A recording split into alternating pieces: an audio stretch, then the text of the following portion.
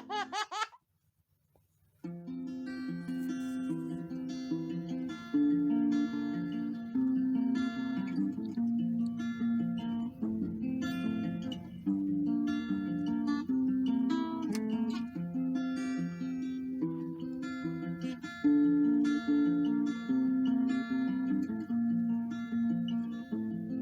guys, I know this video is late coming out, but I've been studying more and more about the case of Melissa Highsmith. Yes, I know she was only, 2 months away from being 2 years old. She was a whole lot younger than Summerwells.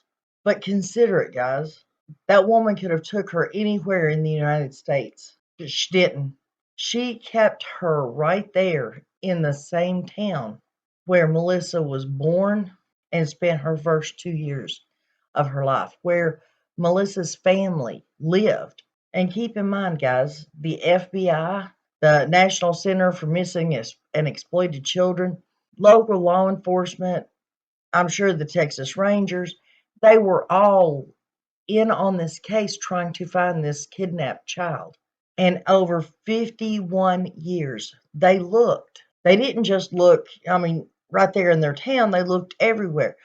But I'm sure the case started out right there in Fort Worth, Texas, and they spent years and years and years. All these law enforcement agencies, the media, private investigators, mom and dad, even after years, the sisters and the brother looked. 51 years she spent just miles away from her home. Keep that in mind. And watch this, and then I'll be right back with you.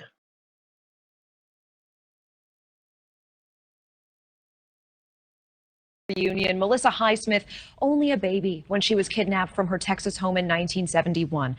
Her disappearance launched a decades-long search, no solid leads until now. Thanks to a DNA kit, the family reunited with the woman that they last saw as a toddler. And News Nation's Marky Martin is joining us now from Texas. Marky, incredible story, and you spoke with that family today. Hey, Natasha, this is a Thanksgiving miracle. I mean, the Highsmith family has been searching for Melissa for the past 51 years.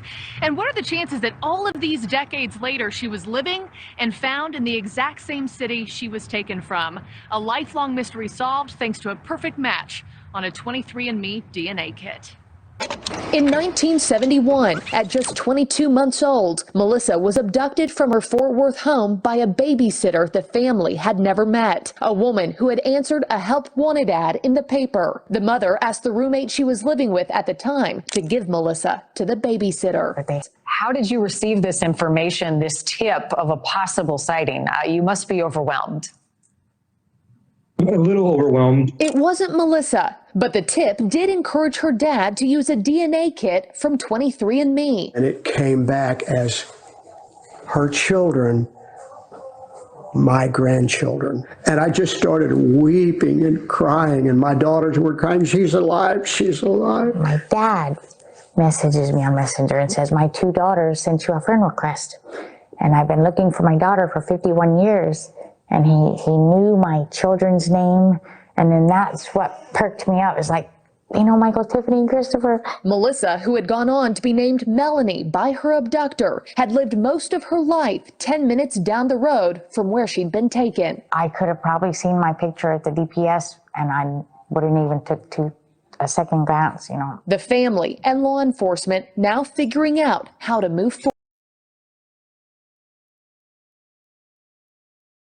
Anyways, my point being, is there a possibility, whether she was abducted, whether Summer was abducted, or her parents sent her somewhere until all signs of any SA could be gone, could she possibly still be right there in Rogersville? I mean, this child in Fort Worth was raised for 51 years and nobody could find her. Nobody recognized her with posters everywhere. Is that a possibility? Maybe John Pruitt wasn't too far off when he said she's right there close. We just need to find out what door to knock on. Remember, that's what he said.